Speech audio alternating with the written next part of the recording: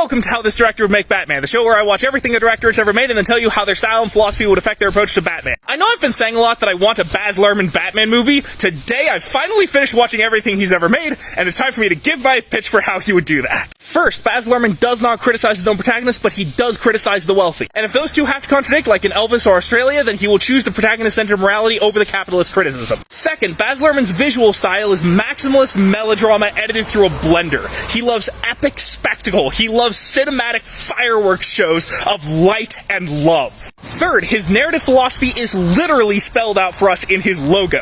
Beauty, freedom, truth, and above all else, love. And a life lived in fear is a life half lived. Also, not in his logo, that art is the most important thing in the world. Lastly, his villains are cartoonishly evil. So, our protagonist is Robin. Robin fits into this man's philosophy and style so deeply and so intimately that I never want anybody else to touch Robin. This circus-trained orphan acrobat is adopted by Bruce Wayne and inducted into Batman's crime-fighting activity, but as opposed to many Batman movies, we get to see a lot of Bruce Wayne, especially of Bruce Wayne's public billionaire playboy persona, played by Leonardo DiCaprio. And let me tell you, Bruce Wayne throws the biggest party you have ever seen in your life. This man is the only man who can outdo Gatsby in throwing a party. And these parties are often to help fulfill Batman's mission. And when we do see Batman, he is imposing, but he is clearly a hero. No, he is an Adonis of a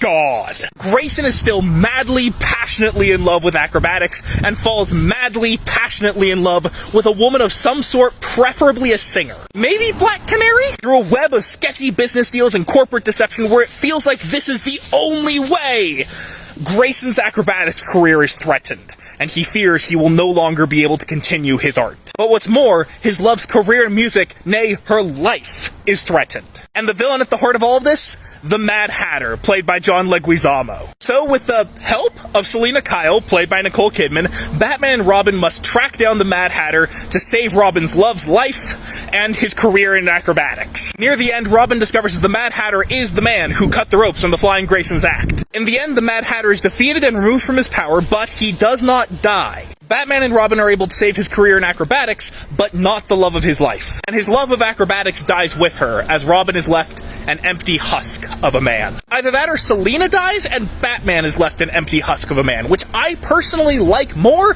but fits less with Baz Luhrmann's philosophy. But remember, his feature films haven't had a happy ending since Strictly Ballroom. Also, remember how Chris Nolan's Batman makes theatricality and deception his powerful tools? This Batman really leans into that. Which director do you want me to do next? Follow for more wholesome film talk.